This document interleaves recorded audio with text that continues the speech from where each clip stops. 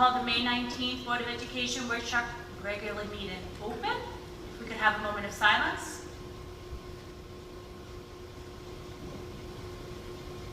Flag salute. I pledge allegiance to the flag of the United States of America and to the republic for which it stands, one nation, under God, indivisible, with liberty and justice for all. In accordance with the provisions of the Open Public Meetings Act, a public notice of this meeting has been sent to board members, all district schools, the Herald News, the Suburban Trends, the Record Messenger, West Milford Town Hall, the County Superintendent's Office, the Board Attorney, Cablevision of Warwick, and West Milford TV 77, and posted in the Administration Building. Copies of the board meeting calendar resolution were provided to all local media, Town Hall, Township Library, and all district schools. Roll call, please, Mrs. Patagno. Thank you. Mr. Sitovich? Here. Mrs. Dwyer? Mr. Garino? Here. Mrs. Jurgensen? Here. Mr. Lippy? Mrs. Marquardt? Here. Mrs. Ricano? Here. Mrs. Van Dyke? And Mrs. Lockwood? Here. Dr. Kitchen, your administration report?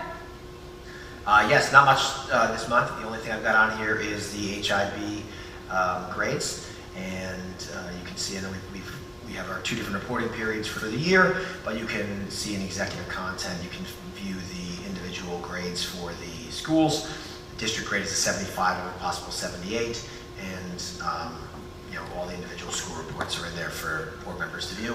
Any questions about any of the information there? I don't think we need to go through the individual numbers. No? That is it for the admin report.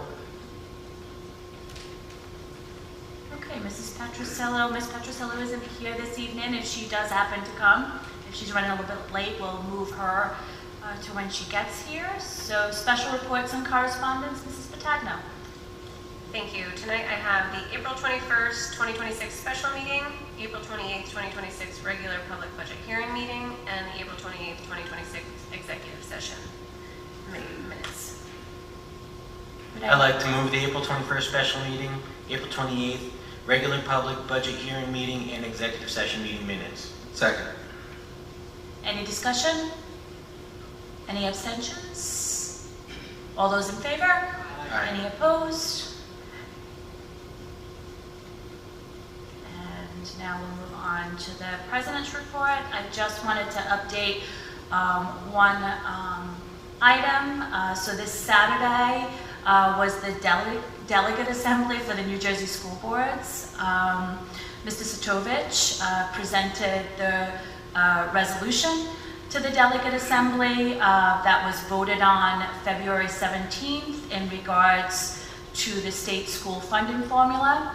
The delegate assembly, I'm not sure why I can't talk tonight, sorry. The delegate assembly moved that resolution, and it was formally approved, and the language will be changed in the Manual of Positions and Policies through the New Jersey School Boards, which is file code 3220, state funds, to reflect the addition of making sure that they advocate for all school districts regardless of any obstacles that they have, such as highlands, pinelands, and any other issues that could potentially come up, to make sure that it's equally fair. I just wanted to thank Mr. Sitovich. He's the one that actually wrote that resolution for the board. He went and did a great job speaking on it, and it was definitely a great win for not only West Milford, but all the school districts that are affected by this state school funding formula. So now if only people start listening, maybe there'll be changes coming in the future. But thank you, Mrs. Tovich. I don't know if you wanted to say anything, if you would like to speak to anything about that, or you're good with what I said.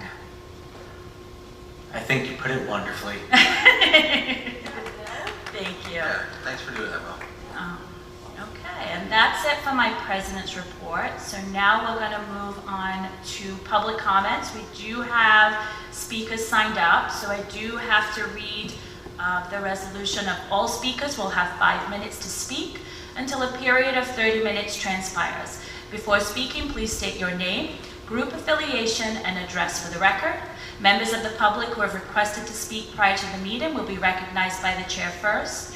After speaking, all speakers are asked to sign the register provided and give their full name, group affiliation, and their address.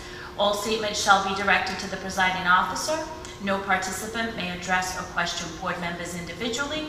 All speakers are expected to have read the statement within the agenda regarding the regulations concerning public comments. Members of the public are reminded that they are legally responsible and liable for their comments. So we do have some speakers signed up. I'm not sure if everyone's coming separate or if you're coming as, I know that this, it looks like maybe a relationship, but the first one signed up is Miss Kim, hope I say this right, Chiburi?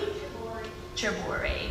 And I just want to point you to the timer that's going to be up here that shows you your 5 minutes. Before I start, I just want to say I did see online that Clarissa's name was on there, but on the printout, it's not on there. Maybe you can see it. I just wanted you to know, because we can't see it on there. I can add her to the Whose minutes. name? Clarissa Burwell. Oh, okay. I'm not sure if, yeah, it's on ours, Okay. at the very bottom. Okay. Yeah, yeah, It might have just gotten cut off and print off, but it is on the agenda. Okay. okay. Okay. So, hi, I'm Kim Chibori, a parent, Wayside Road, Hewitt. Tonight, I'm going to be speaking on the move of a special education teacher of MD at the elementary level being moved to the high school. This move will affect my son, currently in this teacher's class. We tried to come with you seeing something wrong and express concerns that the board maybe does not realize. We thought privately would have been a more appropriate setting to come together and collaborate, but we're told no, which brings me to this moment now. We were informed this change is because the current principal is moving to the high school and wants her to go with him, and that the work at the elementary school is done. The work is not done. Our children are still there. Since when does a principal get to decide to move staff? Why are you making all these moves? And what is the data that led to this decision? You just closed the school and are now disrupting more programs. What is going on in West Milford? Is there a problem at the high school level that you are taking someone out of the elementary to go there? The current teacher has 20 years of experience in this classroom setting. She has had nothing but success. Has she not done her job?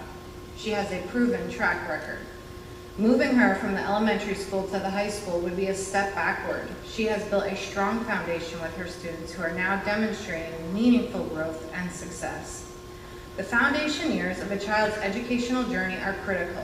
Once these formative years are lost, they cannot simply be recreated later at the high school level. What is she going to teach? She will be going from teaching little kids to almost adults after 20 years of refining her work. She is going to have to start over again, pivot completely, and learn new things. Are you trying to get her to quit? Because it seems like you're punishing her. When someone has dedicated years to perfecting their craft, they become a master of it. Experienced teachers carry a depth of knowledge that cannot be replicated quickly. Disrupting that without clear purpose can undermine both stability and excellence. Our children in this classroom have disabilities that are all unique from one another. This is where the current teacher's experience is especially valuable, as she has developed the knowledge and skills necessary to effectively support students with diverse and unique needs. At our private meeting, we were told the proposed teacher had no MD experience. Then later in the meeting, we're told, I don't know because there's no working Wi-Fi or printers. I don't have her resume with me. So what is the answer to that? It has been 11 days since our meeting and we still have not received an answer about her experience. We know she has been in West Milford for 1 year, but what did she do before that? This continues to go unanswered. How much headway has this teacher been able to make with her current students? What is her success rate? We were told she will get to know our children in 3 days of visiting the classroom. This is unrealistic and insulting. My son mentioned that she visited the classroom for the day. I asked if she spoke with him and he said yes, that she asked him his name. When I asked if there was any other interactions, he said no. That concerns me. If someone spends an entire day in the classroom to get to know the children, I expect there to be more meaningful interaction and engagement with them throughout the day. I have been in contact with parents from the proposed teacher, and several concerns have been raised about communication. My son has been shuffled around the district since he was 3 and will be turning 10 this year.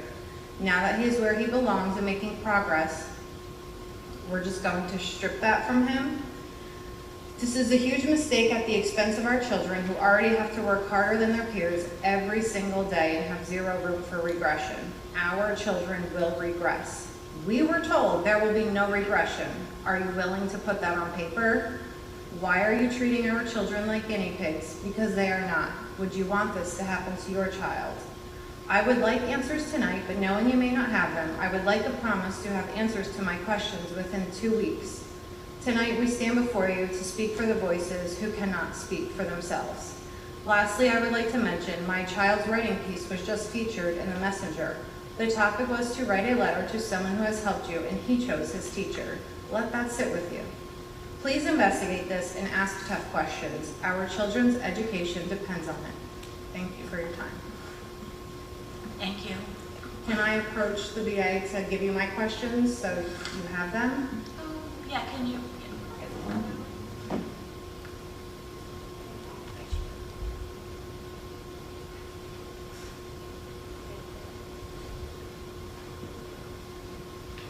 Okay, the next speaker that signed up is Mr. Matt Chiaburri.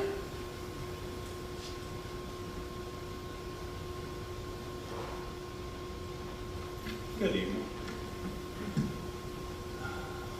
My name is Matt Chiaburri, and I'm a parent from Wayside Road in Hewitt.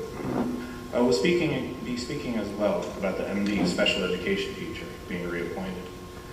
We thought parent involvement and collaboration was a good thing, but seemed to keep getting dismissed. The teacher that is being moved has been in her current position for decades. She has mastered what she does. You do not interrupt master craftsmen in the middle of their life's work unless you are certain the replacement is better. Is this what she wants? She has mentioned time and time again at various events that this classroom was her dream job, and not many people get to say that. She has never envisioned herself leaving. This teacher has helped my son grow into educational success in so many ways. First and foremost, she has helped him go from being a non-reader to recently moving on to Section 2 in Edmark. She has also helped him become more accepting of his disability, which in turn has greatly reduced his negative self-talk. Our son is fully aware that he is different from his peers. He used to be very, very hard on himself, which is heartbreaking to see. She has helped him become more confident in general and shown him that it is okay to take risks. Seeing his confidence grow, not only academically, but in life as well, has been amazing. She has also encouraged him to build friendships in his general education class, and he has done just that. He has made multiple genuine friendships, all stem from the confidence she has helped him build and the guidance and support she provides every day. He will be 10 this year, and he is not making meaningful strides until he was placed in this program. Now that trust and growth have been established, we fear that a major change, such as switching teachers, would cause significant regression. With him approaching 4th grade, while academically functioning at a K-1 level, there is no room for setbacks. His continued educational success and growth are top priorities. Our children experience heightened difficulty with transitions compared to their peers.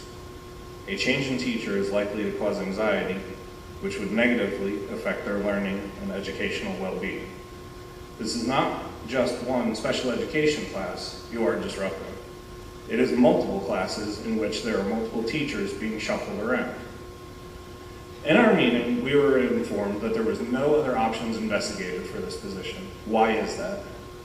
We were told the principal wants to take it to the high school to help build a more inclusive place for all, which we can understand, but not at the expense of our children. We are confident he would be able to do this on his own. As adults, wants should not come before our child's educational needs. Did you really expect us to sit by idly and not say anything during a make or break moment in our children's educational success? The work with our children and the school is not done. This is not going to work out for the kids in this classroom, and you must know that. Something is wrong here. None of this makes sense. And I urge you to seriously ask questions and dig deep into this. Thank you.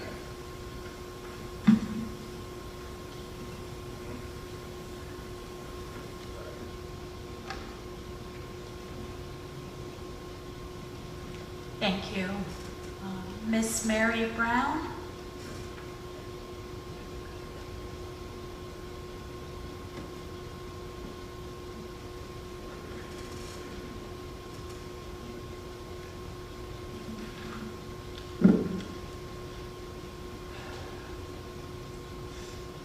Good evening.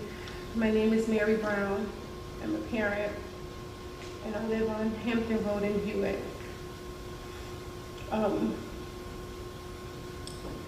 I'm here tonight because I need clarity about the district's decision to make major changes to the MD program. I want to understand why the program that has shown measurable success for students with special needs is being disrupted, and how this decision serves the best interests of our children. Children with special needs rely heavily on consistency, trust, routine, and specialized support. A sudden change in teachers can create anxiety, emotional distress, and academic regression. What specific plan does the district have to prevent loss of progress during this transition? How will regression be measured, documented, and addressed? Were the educational and emotional consequences for these students fully considered before this decision was made? I attempted to address these concerns privately, met with the Director of Special Services and current elementary principal. During that meeting, I was told the current MD teacher was being moved to the high school because the principal requested it. I was also told there was no need to hire a new high school teacher because the incoming teacher will continue the existing success of the program.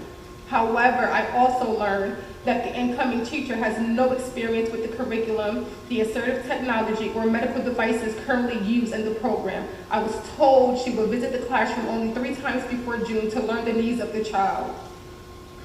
Parents are not permitted to observe her teaching methods, and she's currently lacking training and certifications on programs these students rely on every day. I was further told that the paraprofessionals, therapists, and other staff would help build the relationship between students and the new teacher. Yet it remains unclear whether those same support staff will even remain in the classroom next year. When I requested a meeting with the superintendent, I was told that asking for such a meeting was inappropriate and my request was denied. So tonight, I am left with no choice but to bring these concerns publicly before the board. The current MD teacher has over 20 years of experience in this specific program. She has not simply filled a position, she has built a program, she has built trust with the students and families, she has created stability, structure, specialized instruction that is clearly changing students' lives. My son began Maple Road when he was 3 years old. At the time, he was nonverbal. He struggled with transition, social interaction, and communication. He often cried, yelled, dropped to the floor, or became physically aggressive because he could not express his needs. He required constant one-to-one support just to move through the building. And he could not complete assignments because he did not understand what was being asked of him. After 2 years with little progress, I moved him to the MD program with his current teacher. Within a month, everything began to change. My son started using words to communicate. He learned routines independently. He began transitioning through the building with fewer behaviors. He learned to read and write. He became social and engaged with other students. Story time changed from avoidance to participation. Today, my son walks through the school greeting the staff and students. He asks people about their day. He shows empathy when others are upset. Academically, he is thriving. In math, he is working on multiplication. In reading and ELA, he answers comprehensive questions, identify main ideas, and enjoy chapter books. He participates successfully in general education classes and takes pride in having a classroom job. Most importantly, he is becoming independent. The data, the progress, and the stability all shows that the program works. So I asked, Why disrupt a foundation that is helping children succeed? Why remove a teacher who has become such a vital part of these students' educational growth and future quality of life? Our children do not have room for unnecessary regression. Their formative years matter. Once these years are lost, they cannot simply be recreated later. I urge the board to reconsider and truly place the needs of the students first. Thank you.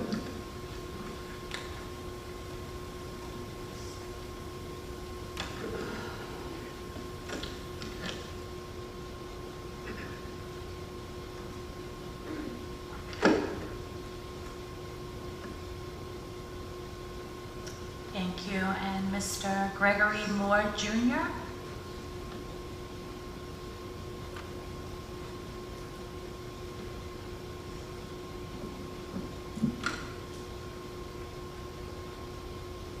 Good evening. My name is Gregory Moore Jr., parent, Hampton Road, New Jersey. The purpose of my speech tonight is for you to consider a teacher change and move forward. I'm going to start with some quotes. Children with disabilities often succeed through routine, trust, and familiar support. Stability matters, especially for students with disabilities who work twice as hard to feel safe and confident. Progress for a child with a disability is a hard-earned and should never be taken lightly. Over the last 3 years, I have seen tremendous growth from my son, not just educational, but him as a person. He may be silly at times, but how hard he has worked to get where he is today shouldn't be taken from him. As I look back, I can give examples as he changed as a person. During his transition to the classroom, my son used to elope from room 4. Now, 2 years later, it's not even a thought. We have come so far. In the past, my son struggled with behavioral decisions. He would come home weekly with all sad faces. Back then, he struggled with everyday classroom rules. As we fast forward to today, his progress is so great. We no longer see any sad faces. We have come so far with so much positive growth. I don't think it's fair for my son to have learned, I don't think it's fair to my son to have to learn a new routine, which he worked so hard to learn to start over without any time to process. As adults, we struggle with change on a daily basis. Imagine your schedule was the complete opposite. You go from morning shift to overnight shift. You will be furious, I would imagine. These children don't deserve a complete change. Years after getting better and better, now change after finally making progress. Over the weekend, I took my son to the park. A group of maybe sixth graders and 7th graders was on bikes as they arrived at the park. My son approached them with confidence and tried to make friends. And that meant a lot to me. He grew as a person. You know, this change will definitely be dramatic to that.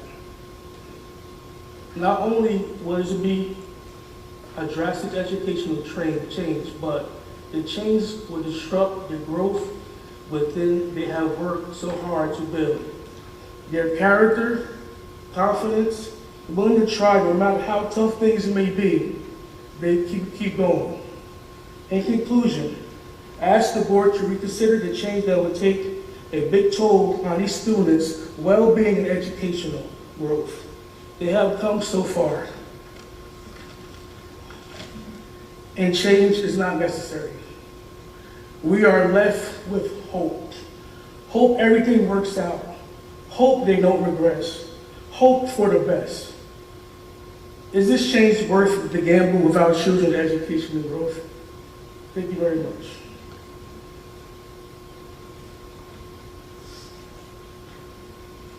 Thank you. Mr. Jason Sanchez?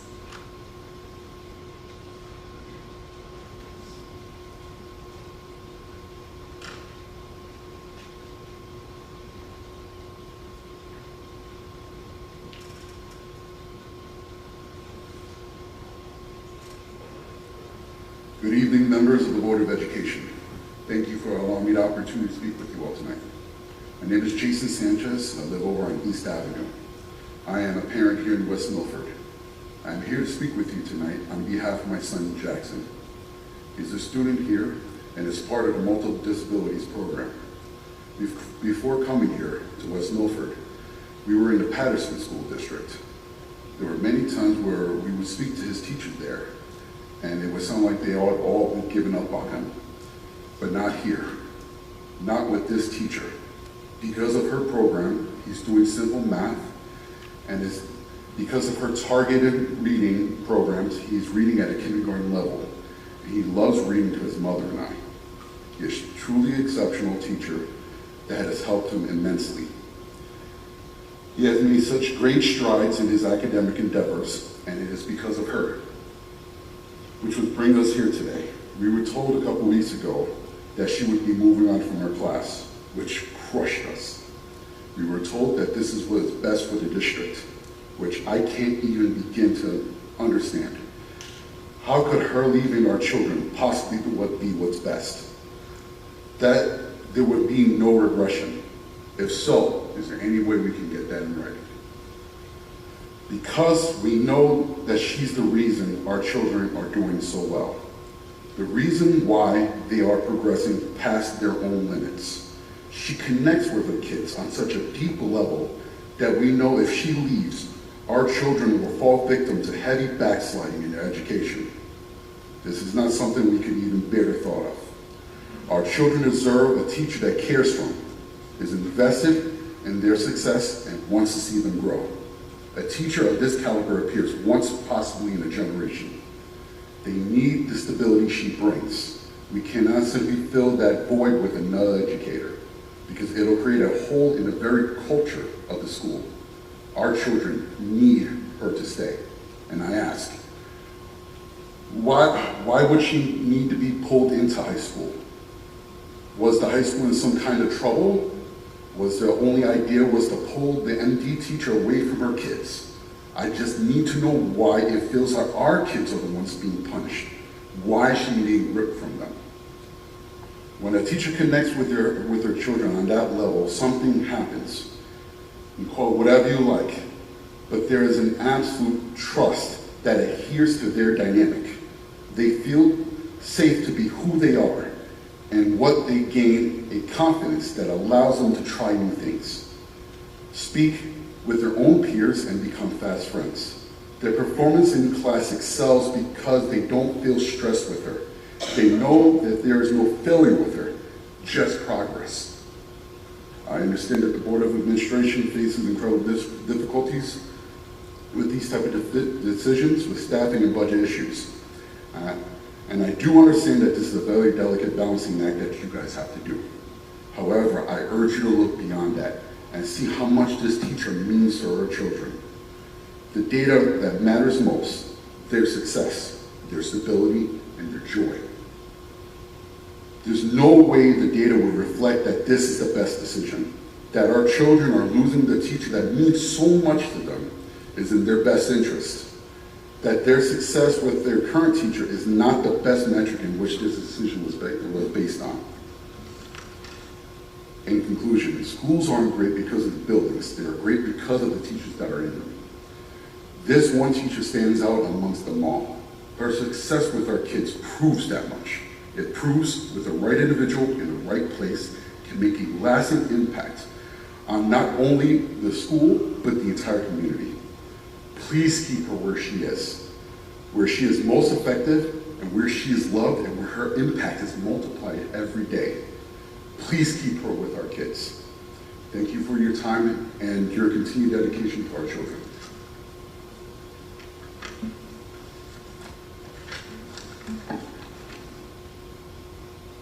Thank you. Ms. Yesenia Rodriguez?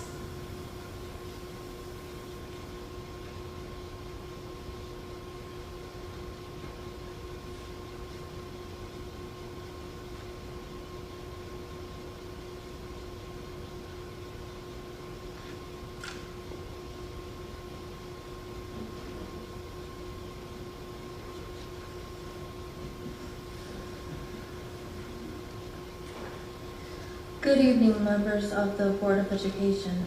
I'm Ms. Anna Rodriguez. I live over on East Ave, and I am here to speak to you about the changes that are happening for the next school year for my son, Jackson Sanchez. He's a student here and is a part of the Multiple Disabilities Program. Before coming here to West Milford, we lived in Patterson school district. And I know from experience that there is something that's not being said here. Time and time again, we've seen our son being ignored and treated as though nothing can be done with him while we were in Patterson. But we do not get that here. Not with this teacher. Because of her programs, he's doing simple math and the use of her touch point math system. Because of her targeted reading programs, he's reading at a kindergarten level and loves reading to his father and I. He has a truly amazing and gifted teacher that has helped him greatly. She knows him and his strengths as well as where he needs improvement. Jackson has made such great strides in his learning, and it really shows it is because of her, which is what brings us here today. We were told a few weeks ago that she would be moving on from our class. I was astonished and very confused. Why was she being transferred? We were told that this is the way it was going to be and that somehow it was better for our children. How could a teacher that has more than 20 years of experience leave her kids and that would be better? That there would not be any regression. If so, where would we be able to get that in writing? Because we know that she's the reason our children are doing so well. Also, a teacher that has a core belief in inclusivity. That inclusivity could somehow trickle down from high school where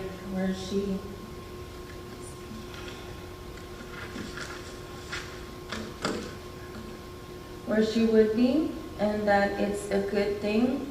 Why? Why wouldn't it trickle through elementary to high school and be better? Our children would be losing their prime learning years, their most foundational time. I can't even begin to describe the sense of loss that our children would have to endure. Our children deserve a teacher that cares for them, is invested in their success, and wants to see them grow. A teacher that knows these kids like they were her own. The need, the stability that she brings. We can't just simply fill that void with another teacher. Also, we still know almost nothing about the teacher that is coming. Our children need their teacher to stay. This teacher has bonded with our children on a deep level, built a trust. They feel safe with her. Things like this shouldn't be discarded so easily. Because of her work, they have gained enough confidence to speak with their other peers in different classrooms and become friends. I can see my son's growth as a person, and I can't thank her enough. I do believe the board faces their own challenges with budgeting and staff issues. And I move to extend the speaker's time by 30 seconds. Second. All those in favor? Any opposed? Okay, you can continue, Ms. Rodriguez. Thank you. Sorry. Okay. And I do understand that this is a very delicate balancing act that you have to do, but it cannot be to our children dormant. I believe that issue needs to be revisited. I'm sorry. The data that deserves the most attention is her success with them. There's no way the data would reflect that this is the best decision. I need to know how our children losing the teacher that they know and trust would be in their best interest.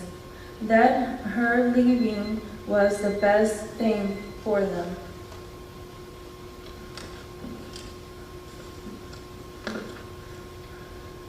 A conclusion, she is beyond a doubt the best teacher I could have asked for. She is the best at what she does, and I hope you allow her to stay where she is, because dramatically her success and our children proves that much.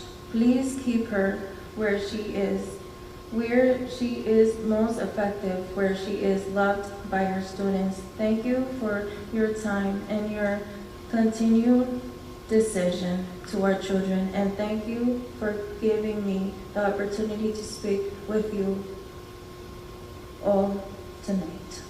Thank you. Thank you.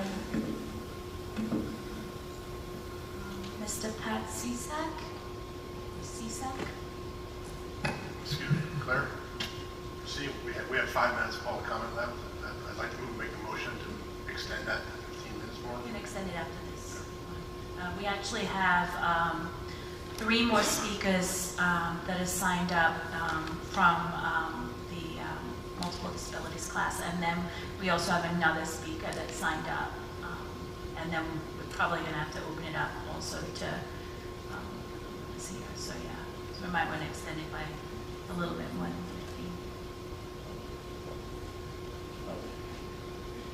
15.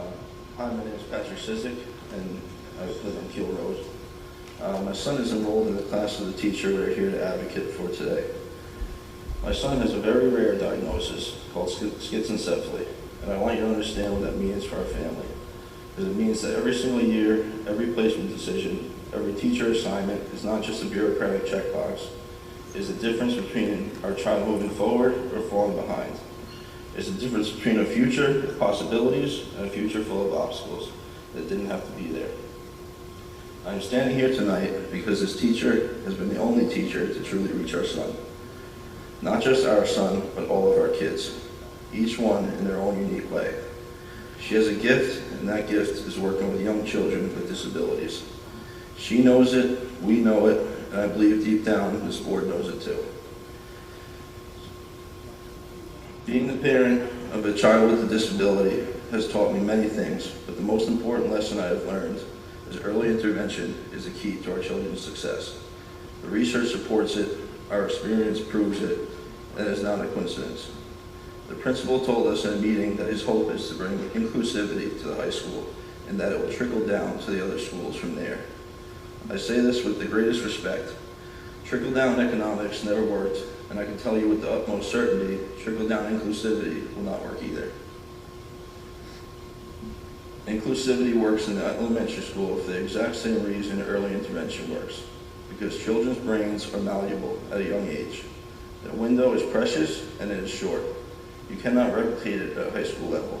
You cannot go backward and undo the damage once the window has closed. So I ask you the question I've been asking since the day we found out about this decision. Who needs this teacher more, our kids or a principal with an agenda? I think we all know the answer. Since that meeting, we have received a lot of reassurances, a lot of emails telling us everything will be okay, but reassurance is not the same as reconsideration. And once we felt that this decision was actually, and not once have we felt that this decision was actually being examined. that anyone was genuinely asking whether it was the right call. I understand that it can be difficult to look at the decision you've made and say, I got this wrong. As human beings, we all struggle with that. I believe that is exactly what needs to happen here. The courage to reverse course when the evidence demands it. That is not weakness, that is leadership. The logical conclusion is simple. A teacher who has spent 20 years in elementary school special education and done exceptional work belongs in that role until she retires or earns a promotion. This is not a promotion. If anything, it is a demotion. It undermines everything she has worked for so hard to build over 2 decades. The parents in the room tonight all have different children and different stories, but we share something in common. Our kids have struggled.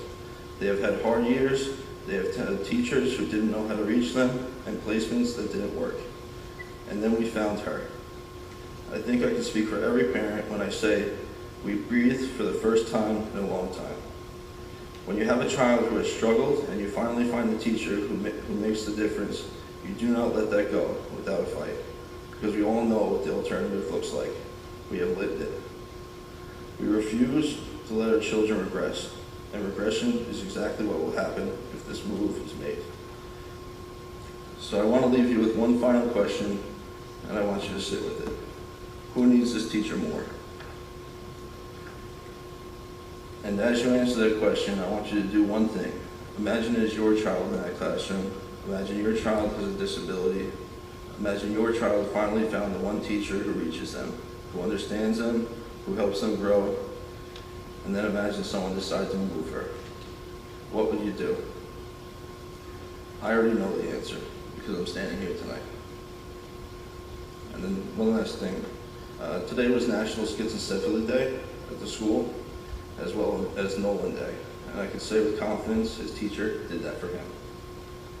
Thank you for your time, and please do the right thing.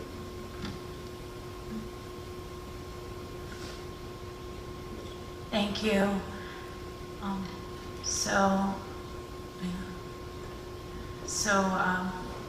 Public comment time has expired, so if we would like to extend. I need a second? I'll second the extension by 30 minutes. By 30 minutes? They probably couldn't hear. I could hear.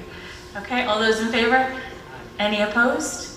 Okay, so public comment, section number 1 will be extended by 30 minutes, and now I'm going to call up Miss Sarah Chisak.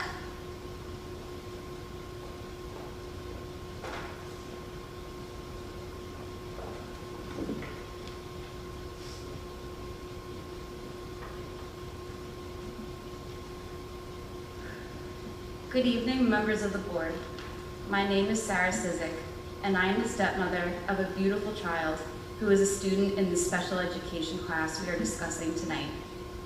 I am here tonight because I love this child, because I believe in this district, and because I am asking with everything I have that you keep this teacher in her current position. I know your time is valuable, so I will speak plainly and from the heart. Parents like us use phrases like medically complex, neurodivergent, and special needs. We reach for those words because they are the closest we have, but they don't capture who our child is. They don't tell you about his laugh, his curiosity, his determination. They don't tell you that he has a rare neurological condition called schizencephaly, a diagnosis that shapes every part of his educational, emotional, and medical life. What I can tell you is this: our family thinks about his needs every single day. His educational needs, his emotional needs, his medical needs. We work as hard as we possibly can to meet them. And for the first time in his life, his teacher works just as hard, if not harder. This teacher sees all of our children completely. She sees the special, the capable, the intelligent, the worthy, and she cultivates it in a way we have never experienced with any other educator. She also sees the needs, and she addresses them with expertise, structure, and genuine care. She does not treat their needs as burdens. She treats them as opportunities to help them grow. For our child, she reads sight words with him. She maintains a daily communication log so we are never left wondering what happened at school. She bridges home and school life, offering guidance on things no IEP covers: potty training, welcoming a new baby into our home, building healthy friendships. She has shared her behavioral methods with us so we can use the same language and strategies at home so that she uses them in the classroom as well. That consistency has changed our child's life. She incorporates life skills and community exposure, including Special Olympics, into our daily curriculum because she understands that education is preparation for life, not just for the next grade level. And perhaps most importantly, for a child with our son's diagnosis, she knows his rare medical needs. She does not just accommodate them, she understands them.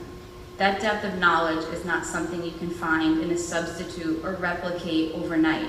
It took time, dedication, and genuine investment in our child. This year, we had the privilege of watching our child receive the Kindergarten Shining Star Award. As tears ran down our faces, we listened to this teacher speak about our child, and she described a kid we have always known was in there, but who has finally arrived and bloomed in the classroom setting.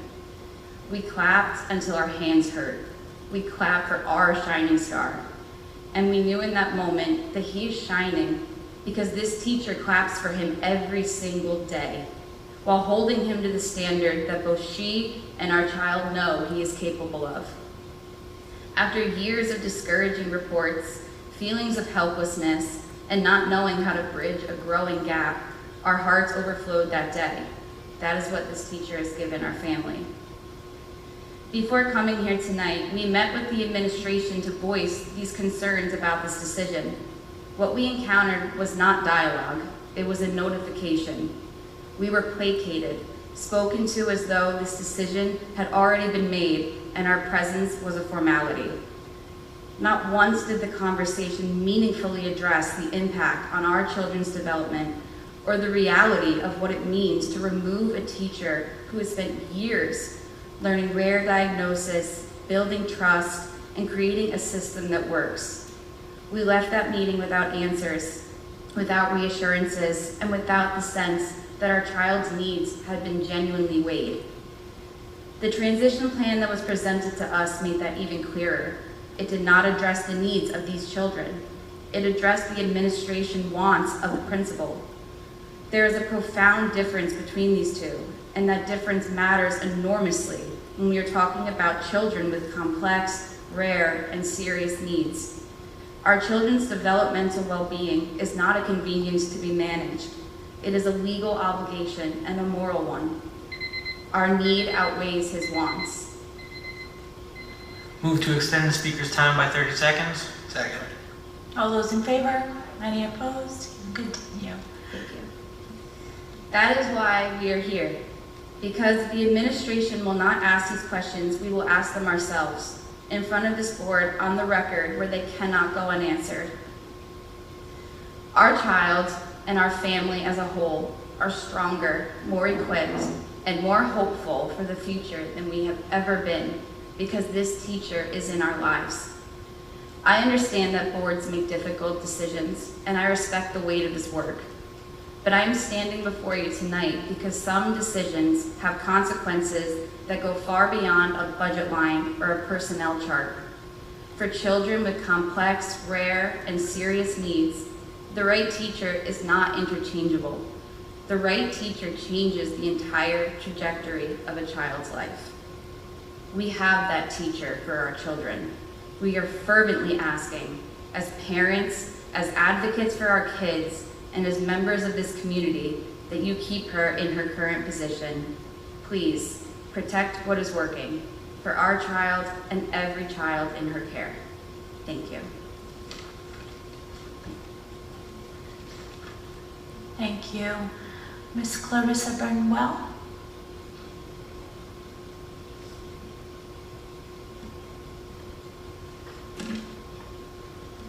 Hello, my name is Clarissa Burble. I'm a parent and I live on Racetrack Drive. Good evening, members of the board and superintendent. I am here tonight not just as an upset parent, but as a deeply concerned advocate, a member of this community, and a direct support professional who dedicates my professional life to work with individuals with disabilities. Every day, my job is to understand the exact needs, vulnerabilities, and rights of the population we are discussing tonight. I know firsthand what it takes to build a village of trust. I know how rare it is to find educators who don't just care for our children, but who push them to excel in an environment where they feel profoundly safe. Right now, in our kindergarten special education class, we have that magic. We have a teacher who is the bedrock of our children's development. Yet we are here because a unilateral decision was made behind closed doors to uproot this vital educator and move him to the high school. Not because it serves the elementary students, not because the teacher requested it, but simply to accommodate administrative preferences. The way this has been handled is deeply disappointing. As parents, we were kept completely in the dark. This was pushed through via sneaky, quiet administrative maneuvers, published in ways meant to bypass parental notice until it was already a done deal. When we tried to handle this privately and respectfully, our letters and petitions were dismissed, we were ignored.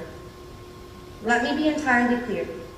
When you deal with special education community, transparency is not a courtesy, it is a requirement. Our children cannot advocate for themselves. They rely on routine. For a special needs child in kindergarten, their teacher is their safety net.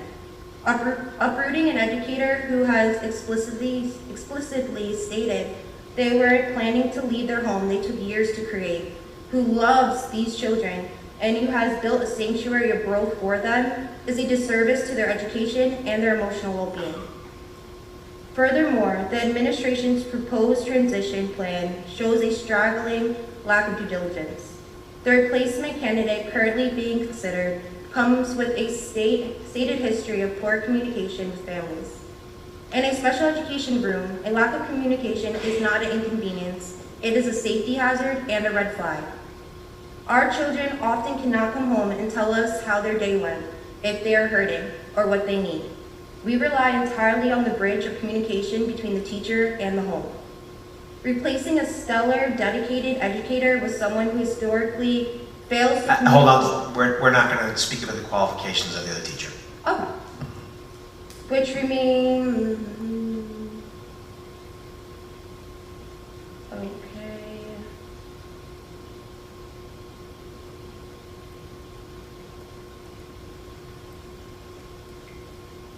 Okay.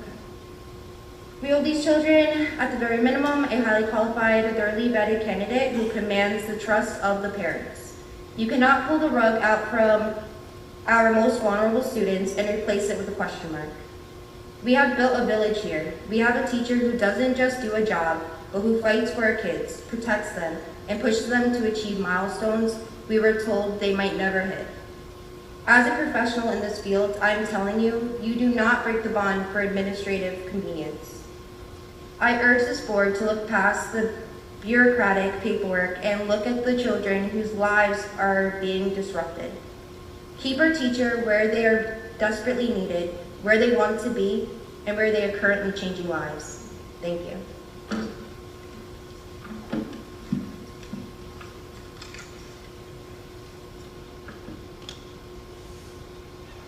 Thank you. Mrs. Amy Winters?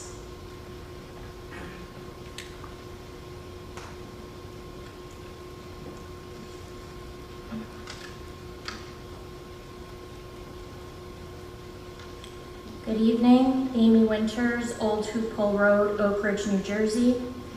Firstly, my heart goes out to the parents behind me as you navigate this change.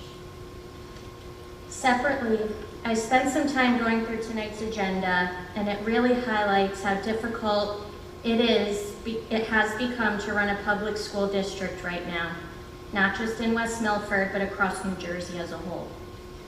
What really stood out to me were the long-term structural costs districts are trying to manage: healthcare, transportation, technology infrastructure, and facilities planning.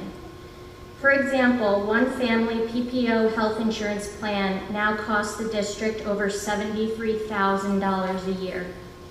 At the same time, the district is also offering lower cost options like the Advantage EPO plan, which is closer to about $34,000 annually for family coverage, and that's a huge difference.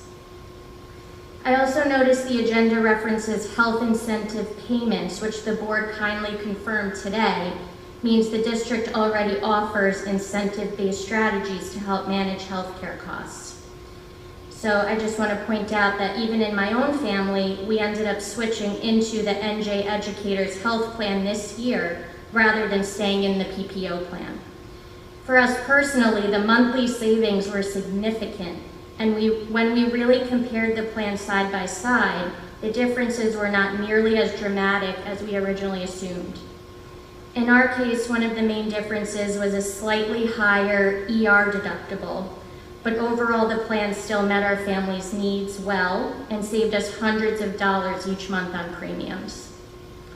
So I know every family's healthcare situation is different, and obviously no one plan works for everyone, but I do think continued education and transparency around the different healthcare plan options could really make or help employees make informed decisions about what best fits their families, while also helping the district manage long-term healthcare sustainability.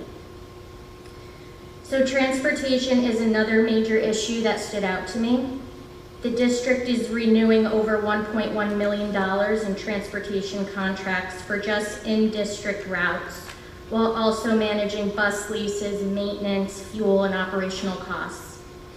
And one thing other districts have started doing is periodic transportation efficiency reviews, or simply audits, to look at whether routes can be planned more efficiently, whether there's overlapping or low ridership routes, whether start times can help maximize bus utilization, and whether shared service opportunities with neighboring districts could reduce costs without affecting reliability. So I believe the district is already securing the transportation software. However, the yearly review to me is essential.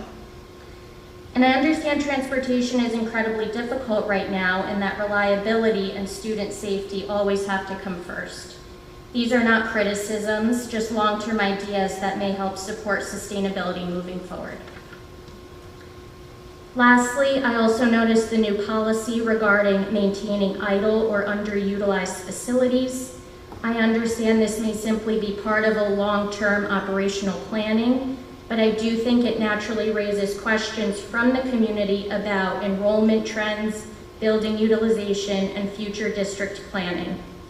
As those conversations evolve over time, I hope there continues to be strong transparency and community involvement throughout the process. Thank you.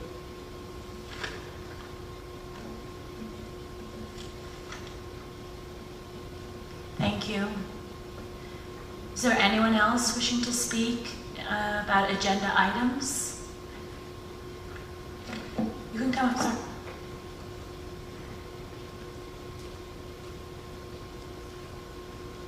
Hi, Ron Romano, 12 Daniel Street, your neighbor, right next to Paradise Knoll School.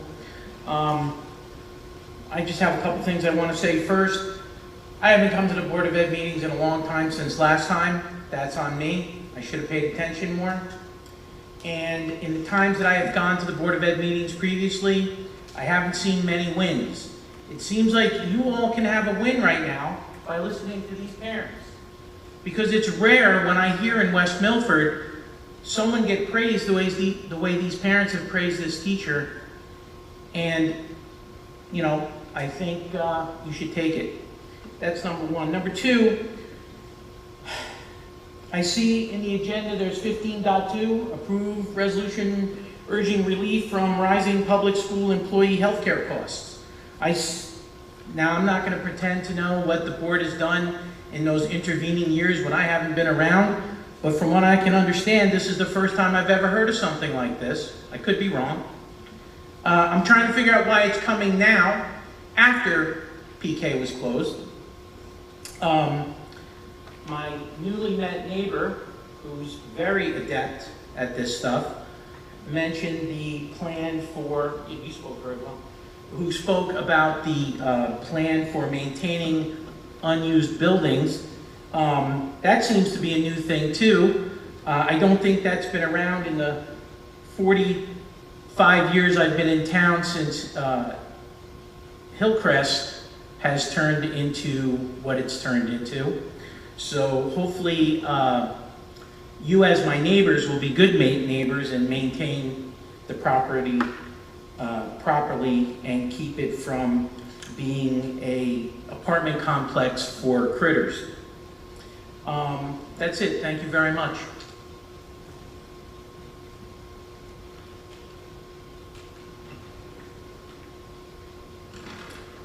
Good evening, Maggie Smith. I live on Grove Street in Oak Ridge.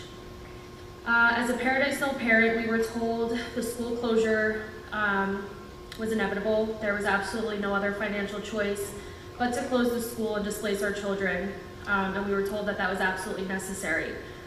So tonight, hearing the Maple Road families and what they're dealing with, whose children are now losing a teacher who's been instrumental in their growth, success, and progress, I have to ask you the same question that I asked when I was told that our school was closing. Is this truly necessary?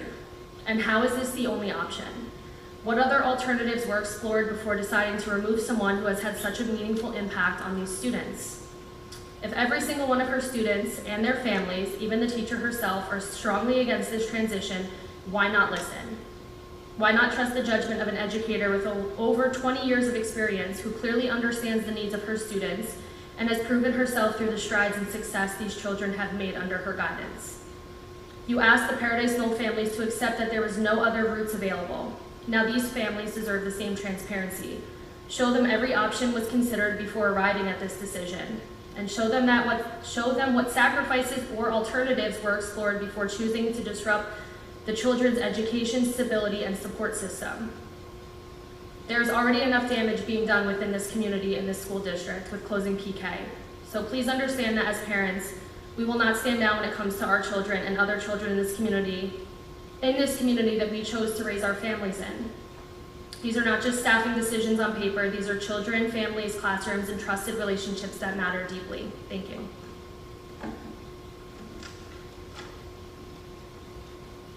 Thank you. Is there anyone else wishing to speak?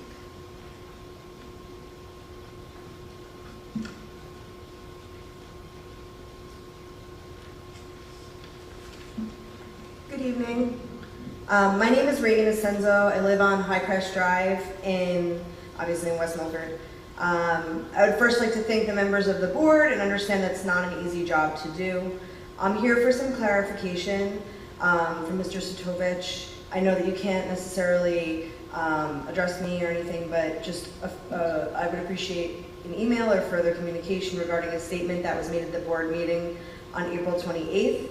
At the timestamp of 20404, you said we could close 3 schools and may not come to the point of being sustainable. As a community member with 1 child currently in the district and 1 about to start, I would appreciate some transparency with that. Are you insinuating that an additional school closure will happen in the next few years? And if so, what can we as a community members do to help that you as a board prevent this from happening? That's all. So thank you very much, and I appreciate your time. Thank you. Anyone else wishing to speak? Close public comment. All those in favor? Any opposed? Okay, so we will move on to, sorry, my computer has frozen. Could I have a motion to adopt the agenda as presented? I move to adopt the agenda as presented. All those in favor? Aye. Any opposed? Education, Mrs. Dwyer isn't here today. Mr. Garino, would you like to take education for me? That would be fine.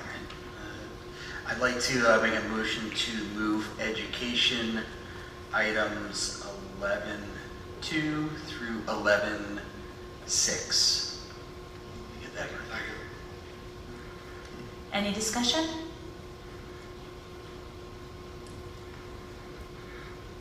Okay, seeing none, roll call please. Mr. Sitovich? Yes. Mr. Guarino? Yes. Mrs. Jurgensen? Yes. Mr. Lippy? Yes. Mrs. Marquardt? Mrs. Ricano? Yes. And Mrs. Lockwood? Yes. Personnel Student Affairs, Mrs. Ricano? I'd like to move items 13.1 through 13.31 under Personnel Student Affairs. Second. I just want to first speak to 13.2, the retirements. I just wanted to give a shout out to Miss Mary Kennedy, who was given 25 years of service to this district. These are the retirements that are on the agenda. And to Mr. Stephen Alexander, who was given 3 years as a bus driver. I'm gonna miss the bus drivers. We need more bus drivers, so. But Miss Kennedy and Mr. Alexander, I wanted to thank you for your years of service and congratulate you on your retirement and wish you all the best in your next chapter. And then I'm gonna open it up to any discussion on anywhere else. Mr. Guarino, you seem to be looking right at you today. Yeah, so just a question, maybe you get it. On 13.9, right, you have to vote for that entire piece or not the entire piece, is how that works. If there is an individual one that you either need to abstain from or that you want to vote no, I guess we would just refer to them as the Because employee there's no number. Yeah, there's It no doesn't have number an employee number, so that's why. on there, yeah. So the only thing that I would say, not knowing how we're, voting, I would just remind the board of their obligations, and, duly considering the superintendent's recommendations for staffing. It's not a requirement to necessarily always vote yes on them, but just reminding us of our obligations, so. Any other discussion?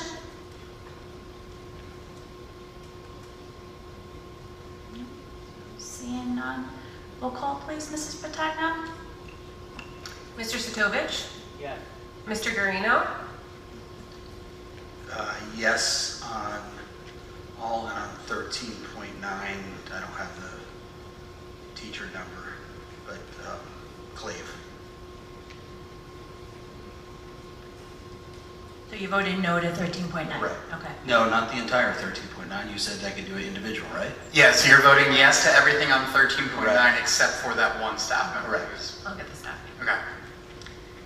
Mrs. Jurgensen? Yes. Mr. Lippy? Yes. Mrs. Marquardt? Okay. Ready? Yep. No on 13.5. No on 13.5. Then on 13.9, I need to abstain on Jessica Cohen. And then yes for the rest. Okay. I think I did that right. Yes, thank you. Okay. Mrs. Ricano? Yes. Mrs. Lockwood? Yes. Okay, I'm going to go back to Mrs. Rocano. There is a hand carry. For personnel student affairs, that's okay. I'm working off the rigid because I don't. I move to approve the hand carry 14.2. 14.2. Second. Any discussion?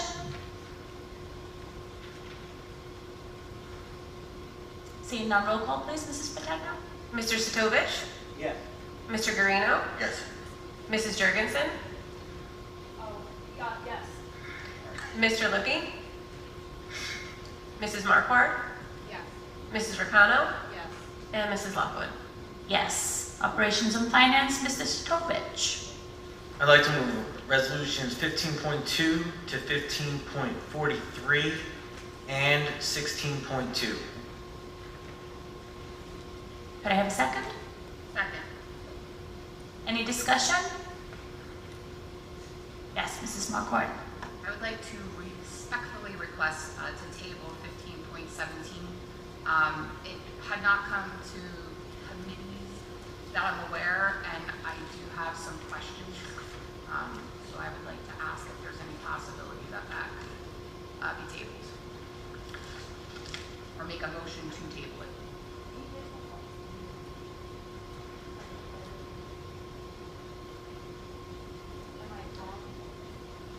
So I have a motion. I'll second. Okay. And all those in favor? May we discuss quickly? If this resolution doesn't pass, if it, in a hypothetical situation, is that going to impact any contractual? No, but I mean, Are we under time constraints? 15, 17.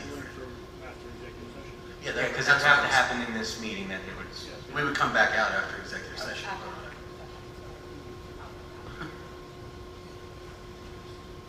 Okay, so I had a second. I asked all those in favor? Aye. 1, 2, 3. Any opposed? Just one? Okay, so it'll be tabled until after executive session. 15.17. Any other discussion?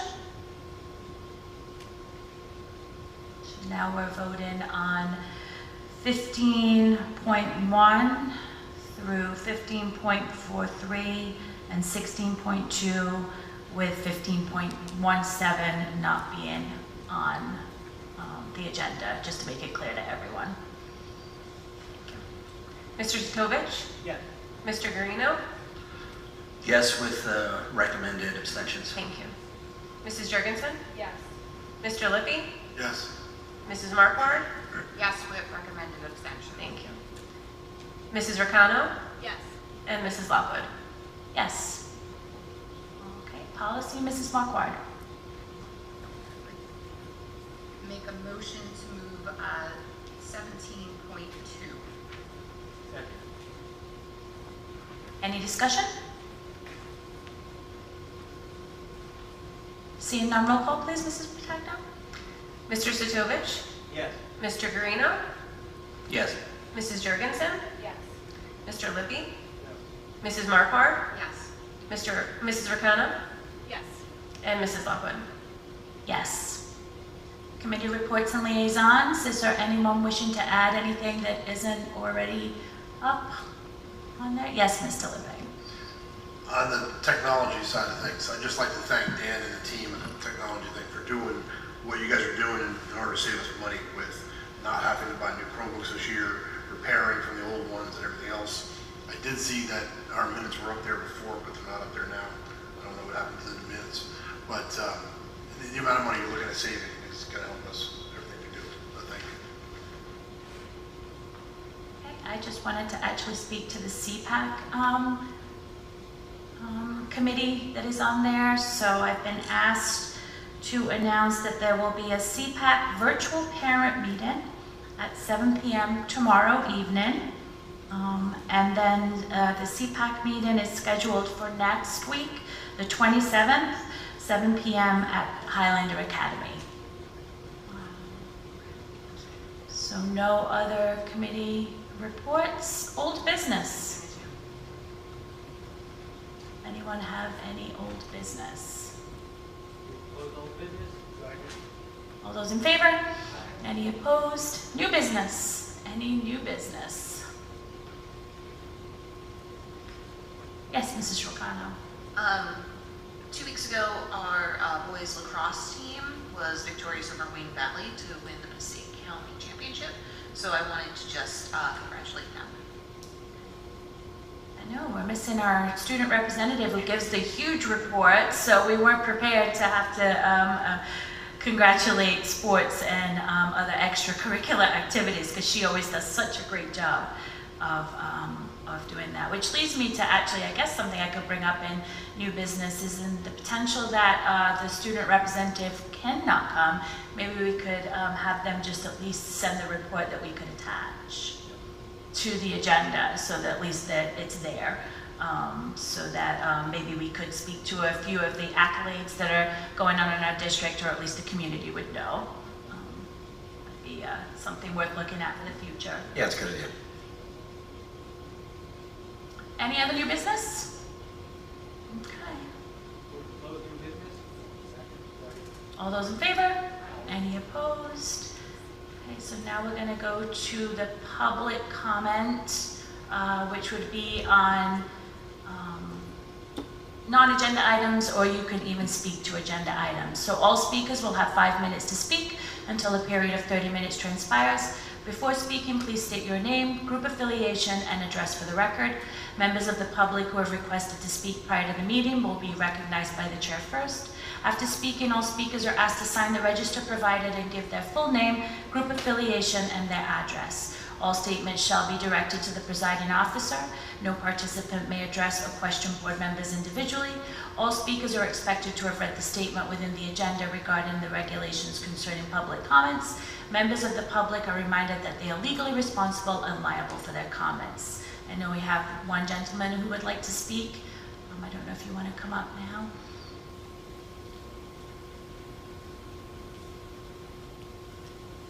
Good evening, everyone. You might want to put the timer right there that I can see it. I'm a preacher, so if you don't give me a timer. I'm Jeff Riley. I live on Rolla Avenue. I'm a father of 4 kids. I got 2 here at the high school. One who's homeschooled as an 8th grader, and a kindergartner who will be starting at a private school this fall. I point that out to show that my family's a mix of public, private, and homeschooling. And it's changed throughout the years. My wife and I are always trying to seek the best education for our kid based on their strengths, their personalities, and their struggles.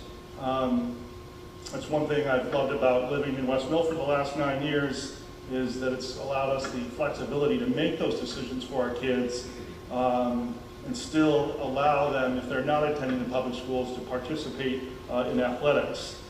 That's why I was disappointed to learn yesterday that I think last September, I could be wrong, that the board decided to no longer allow athletics for school or for kids who are not attending the public school during the day, with no new participation at the end of this year and fully discontinuing it for kids already in the school by 2028.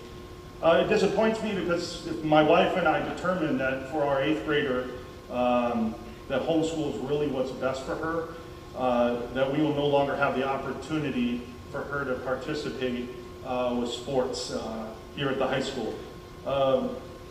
We wouldn't have that option. So we're sad for that. And we're also sad for the school because, well, she'd kill me if I mentioned her name, so if you know my family, don't tell her I brought her up. But thanks to the Junior Highlander track program, she's one of the best discus throwers in the country.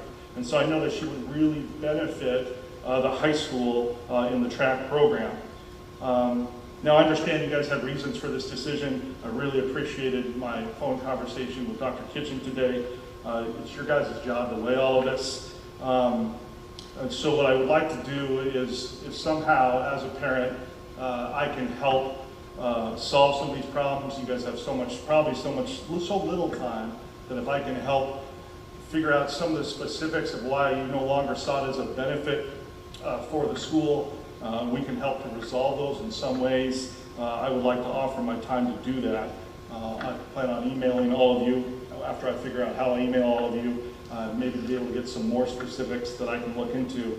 I've loved West Milford the last 9 years. First place my wife and I have ever considered, man, this is our home, we want to be here forever. And I've always felt like it was a community that made room for different kinds of families, and I want to continue to see this town be that way. Thank you for your time.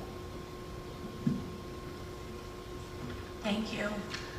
And Mr. Riley, I want to say it was a pleasure speaking with you today, and I'll reiterate here what you and I spoke about a little bit. It sounds like you're kind of plugged into a few others with some similar concerns. Appreciate you, kind of sharing some of those this evening, but I think if there's people that have some direct questions about the dialogue that went into that, by all means encourage them to reach out to me. I'd be more than happy to schedule a meeting or time to chat with anybody, just to kind of go over what led to that change last fall. Thank you. Anyone else wishing to speak?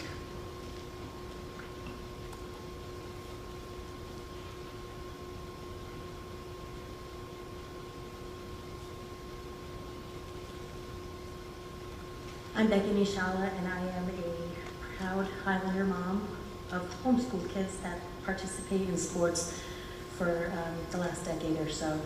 If you can give me a little bit of a leeway, I have a letter here that I want to read to you guys that I think you'll be interested in. It is addressed to you guys, not from myself, but somebody who I think you probably should hear from.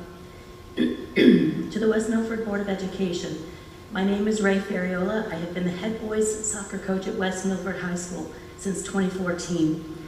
During my time at the high school, our program has been blessed with many homeschooled athletes who come to the high school to participate in our beautiful game.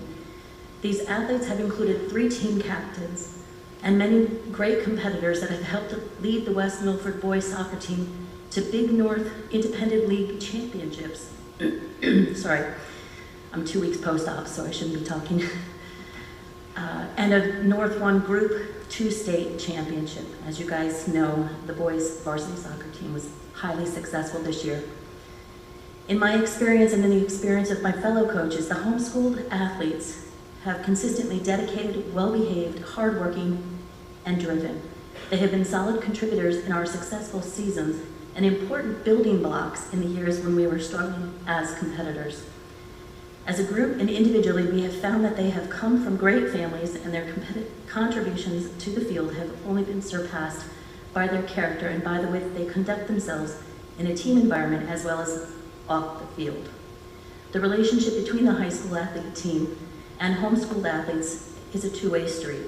The opportunity to participate in the high school level enables these athletes to have an important social outlet, to form lifelong bonds with other student athletes, and to contribute to a purpose bigger than themselves. It would be a shame to take that opportunity away from them and also to deprive the school, the community, and the specific sport programs of this valuable relationship. I am grateful to the many homeschool athletes that have contributed to our high school soccer program during my time as head coach. I hope that future young athletes can be afforded the opportunity to participate for their benefit, for the benefit of all of the athletic teams at West Milford, and for the benefit of the West Milford community as a whole. This is just one coach. I have probably 4 other coaches who have gone on record to say that they're not happy with the decision. As a mom, as I said, I would like a little bit more leeway because now I want to talk as a mom, not as Coach Ray's voice for a moment. My son, Aramis, has been on the varsity team, and he is actually one of the more vital members that you guys had this year. I understand that you guys made this decision back in September. If it was the right decision to make, shouldn't the parents have been contacted? Should the parents have been told?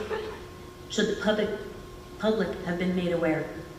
Should the students have been given an opportunity, whether they wanted to participate playing for these sports for the Highlanders or to go somewhere else where they might have benefited, personally speaking, in a better way?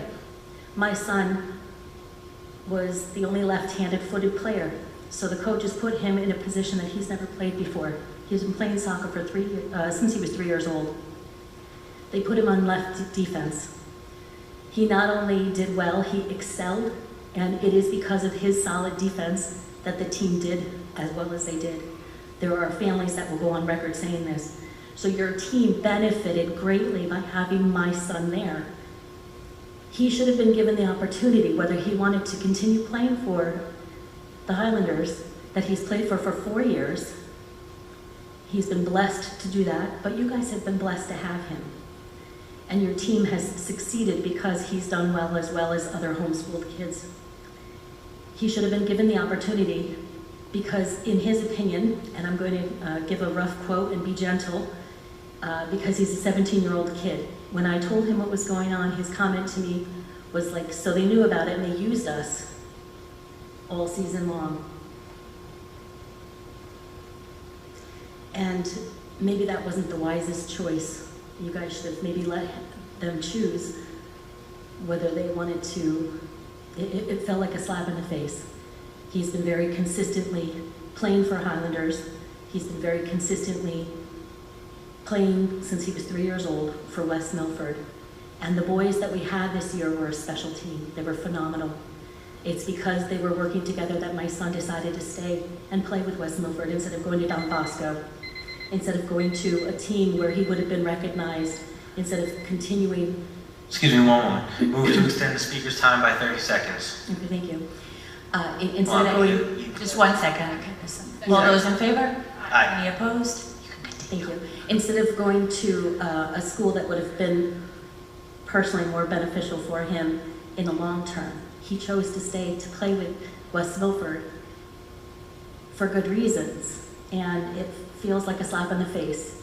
I understand that there are different reasons for policies, but I don't think that you have good enough reasons to take an effectively successful relationship between homeschooled athletes for the last decade, who have added to the track and field team as well, who have added to the basketball, put the basketball on the map, you know, with Michaela, and also with the cheer team. There are kids who put their life into this athletic program, and they deserve better. And we as families, and gently telling everybody we pay taxes also, my $13,000, $14,000 taxes for the school, I mean, I get nothing out of it, and I've never complained. I've never come to you guys asking for anything. My kid just wanted to play school athletes, you know, school athletics. That's all they wanted. So I would highly encourage the board to reconsider, come up with a policy where you feel makes sense if there are problems. And from what I understand, one of the issues didn't involve a homeschooler. It involved a child who was a public school, home educated, which is a different situation altogether. And Mr. Kitchen, I did send an email, so feel free to reach out to me privately. I would love to hear more reasons. I've been homeschooling for 30 years, and I probably have a lot of experience with different, I do have a child that was in Special Olympics program, you know, here as well, with a hockey program as well. Hockey coaches would speak up for him, but where's that right now? We don't know, you know, so we would highly encourage you guys to reconsider. Thank you. Thank you. Anyone else wishing to speak?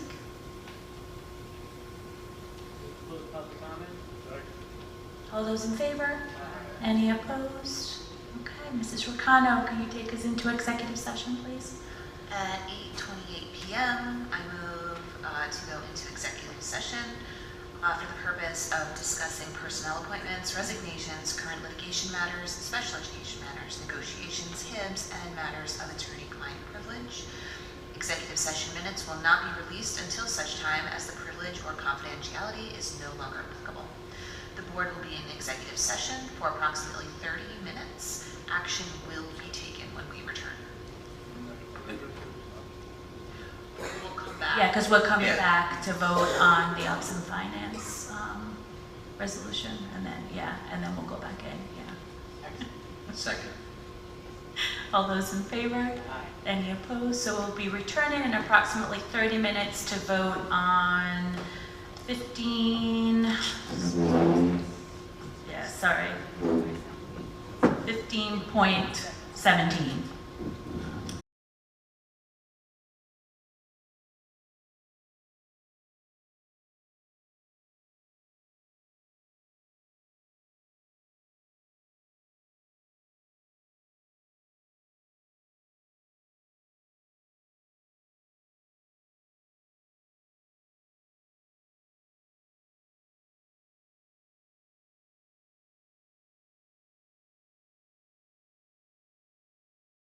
Mr. Sitovich? Here. Mr. Garino? Here. Mrs. Jurgensen? Here. Mr. Lippy? Here. Mrs. Marquardt? Here. Mrs. Ricano? Here. And Mrs. Lockwood? Here. Mr. Sitovich, can you make a motion to move 15.17? I'd like to move item 15.17 under Operations and Finance. Second. Any discussion? Seeing none, roll call please, Mrs. Patagno? Mr. Sitovich? Yes. Mr. Garino? Yes. Mrs. Jurgensen? Yes. Mrs. Marquardt? Yes. Mrs. Ricano? Yes. And Mrs. Lockwood? Yes. Mrs. Ricano, can you take us back into executive session, please? At 9:06 p.m., I move to go into executive session for the purpose of discussing personnel. The executive session minutes will not be released until such time as the privilege or confidentiality is no longer applicable. The board will be in executive session for approximately 60 minutes. Action will not be taken following the executive session, and we will dismiss from executive session. All those in favor? Any opposed? So we will be adjourning from executive session. Thank you, everyone. Have a good night.